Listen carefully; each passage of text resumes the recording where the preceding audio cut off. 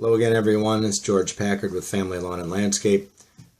Today I wanted to talk a little bit about why you need to keep your prices up in the lawn care industry. Obviously, the number one reason is because you're here to make money. Okay, and to guide you a little bit on what we're talking about in this topic, I'd had a run-in the other day with a gentleman that it was your typical lawn care lowballer, and all of you out there know what I'm talking about. You know, you've got lowballers that are out there constantly beating the price down all the time on you. Well, I've addressed this in another video, but it came to my attention again after this conversation with this guy because it just literally just pissed me off. The more I talked to him, the angrier I got because I couldn't talk any sense into him. So I thought I would just kind of reiterate and shoot a video on this and try and explain the importance of keeping your prices higher. Okay. One of the things you got to know, you absolutely need to know in your business is you got to know your numbers. Okay. So when I talk about the numbers and say you have to know them, I'm talking about how you have to know all your expenses are. You have to know how much fuel you're going through, your cost of your mowers, your trimmers, your blowers, edgers, all those things. Your truck, your insurance is on the truck, the wear and tear of the tires, all those things. You have to figure in for all of those things when you're trying to calculate what your numbers are. Let's just say, just to keep it kind of simple today, let's say you're just talking about a one-man band here, or a couple of guys in a truck. Not a major company. So you probably don't have all the big office overhead and all of that kind of stuff. So it'll be easier for you to know where your numbers are. Okay. And the reason it's important to know that is because you have to be able to come up with a good price to give your customers. You have to know if it costs me X amount to do business. These are my expenses. Now, not just my expenses, but now I have to make a profit. What am I going to get paid? What am I worth? Okay. I know, just let's say for an example, I have $100 a week in expenses. I know if I go out and I work all week, and let's say I want to pay myself, $10 an hour to go out there and do that, I've got to factor that in. So every job that you go to, you have got to try and convince people of this is the reason. You don't have to sit and try and tell people what this is, but you have to know what your costs are and what you have to charge in order to make money. Okay. Too many people go in it blindly. They just go by what the market is. And if guys, it's ridiculous in the Florida market, just ridiculous. There's guys out there mowing lawns for $45 a month. The particular guy I had an argument with the other day was charging $50 a month, and he was advertising all over the place. And we just ran into each other. And of course we were just like this because it's ridiculous to bid that. His excuse to me was basically that he does it as a side job. Well, I don't care if you do it as a side job or you do it as a full-time job. You're not making any money at $45 and $50 a month. I don't care who you are. You're not making any money doing that. That's ridiculous to get $10 or $12 to come and mow someone's lawn, mow it, trim it, edge it, blow everything off. I mean, come on, man. But you just run into these guys all the time that just have no common sense. They literally don't. They have no business sense. They don't even belong in the business. But the problem is, in our particular business, there's a lot of people that do come into this business that don't have an education, that don't understand the numbers, and they come in and they make it bad for everybody else. They make it harder for everyone else. Like I could come in and bid a job for $100 a month, and they're telling me that their last guy did it for $50. Well, obviously they're not going to take me. And they're used to having these low ballers mow their lawn for them. And they're also used to those guys vanishing all the time. And the reason they vanish is they're not making any money. So after a while, they just drop off the face of the earth because at the end of the month, they don't have any money to put gas in their truck to go back and mow those people. So then it finally hits them like, Shazam, holy smokes, what happened? Why don't I have any money? Look at all the accounts I have. I've said this over and over again.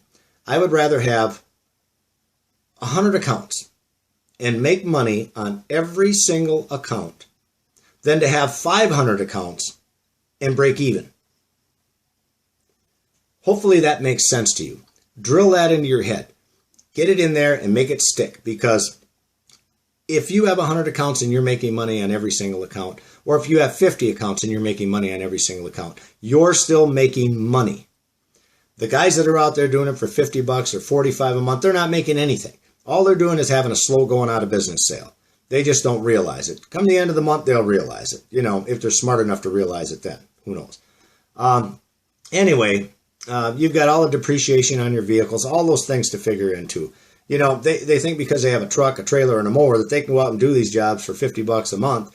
And when the truck goes down, they're done. They have no money to fix the truck. They have no money to buy new mowers. You know, so what's frustrating to me is, you know, I'm sure every industry has a certain percentage of people that are lowballers in it. But, you know, they do drive the price down for everyone. They make it harder for us. Like I said, the example when a customer calls me up and I come out and I tell them it's $100 a month to come out and mow for them. Okay, well, they want to keep going through these low ballers, and all I can do is try and convince them that you're going to be on the same repetitive path that you have been, and you're going to continue and continue and continue looking for lawn care companies because they're dropping off because they're not making any money, okay? And the customers don't realize why they vanish. Well, there's what it is, so try and educate them if you can. Let the low ballers have the cheap clients. This is what I told the guy the other day. I said, you know what, you can have those clients.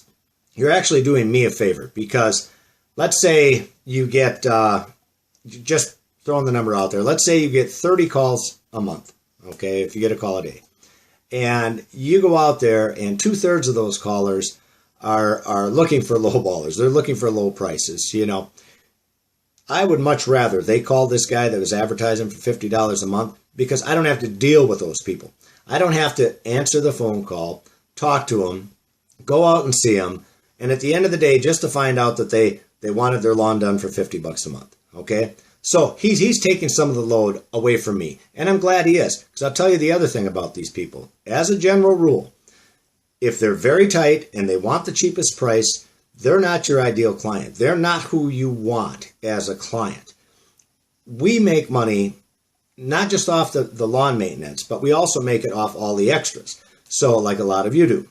You know, you'll do it with the mulching and, you know, trimming trees and all different things on their property that they want done. You'll make money on that. If you have cheapskate clients that are very tight and they want the cheapest guy, they're not going to have you do all these extra services anyway for them. So the odds of you getting any extra work off them are like that. Okay? So let that go. Let it go. You're here to make money. I think that when I look at other contractors like plumbers and electricians and irrigation guys and things like that in the Florida market, our irrigation guys in our neighborhood are coming out there. They have a minimum of a $75 minimum charge. Call it a service charge just to come out to the house. And that includes the first hour of work or whatever. But they don't stray from that. They're actually like almost like a union. They have, no matter who you call, it's 75 bucks an hour. It's not like the lawn care industry where everybody's trying to undercut everybody else. So unity be great, but to get unity amongst hundreds of lawn care companies is very tough to do. All I could do is try and educate people and try to get everyone to keep their prices up if it's at all possible. Okay, maybe we'll get one or two. It's going to take time. I realize that, but the more you learn your numbers, the more you're apt to get on board with what I'm talking about. But yeah, electricians, plumbers, all those guys, they don't lower their prices. I mean, they keep their prices right up there, and they're still working all the time. They're still busy. So why can't you be the same way? You absolutely can be the same way.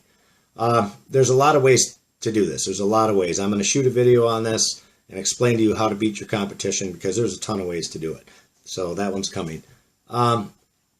Here's another thing. Here's a tip for you that's going to help you and save you some time. When people call up and they want a price right over the phone, automatically that should tell you these are cheapskates. 9 out of 10 times, they're a customer that you don't want. I used to try to just get them to let me come and meet them face to face. A lot of them don't want to do that. They just want to see, because if you're too high already, they don't even want you there. I've learned over time that's great because I didn't want that customer anyway. But it took me some time to learn that. Now that I have, I want to share that with you. When the customer calls up and they want to know the price over the phone and you say, well, I really need to come look at the property, this, that, and the other, and they keep pushing you for that price, a little bell should go off in your head and say, you know what, this is a low baller. Take the time, Give them your absolute minimum price right there on the spot. And the reason I say this, I'm just throwing the figure out there. If I said it was $100 a month, I'm either going to get the click, and that's fine because they're done wasting my time. It's a client I didn't want anyway. Or the client's going to be okay with that, and she'll say, okay, well, can you come out and look at it? Perfect. I'm on my way. Okay? Remember that. It's a good tip. It'll save you a lot of time because think about it. Phone call comes in, you got to spend 5 minutes on the phone with them or 3 minutes or whatever. Then you got to drive out there and see them. You have expense in that. Then there's your time, half an hour driving out, half an hour driving back. All those things, you can make it happen right over the phone with just a couple of questions to feel them out a little bit. So, but if they're calling you and really pushing you to get that price over the phone, give it to them. Just give it to them. You'll probably get rid of them, and that's good. Let them go to the lowballers. Who cares? Nobody likes a lowballer, that's for sure. I want everybody to be successful. And, you know, if you don't know your numbers, you can't be successful. If you don't know you have to make a certain amount of profit to stay in business, you're never going to be successful. You have to know what those numbers are. You have to literally take the time and sit down and figure it out. And it's going to be disheartening to you because you're going to look at it and say, Jesus, I'm only making, $2 or $5 a lawn. And, for some people, that's okay. I guess it's drinking money or whatever they're looking for, but it hurts everybody as a whole. I just want to encourage everybody to apply yourself to learning your numbers so you know where you have to be. And after you learn that, you're going to climb steady. Okay. And you're actually going to make money instead of scraping by all the time.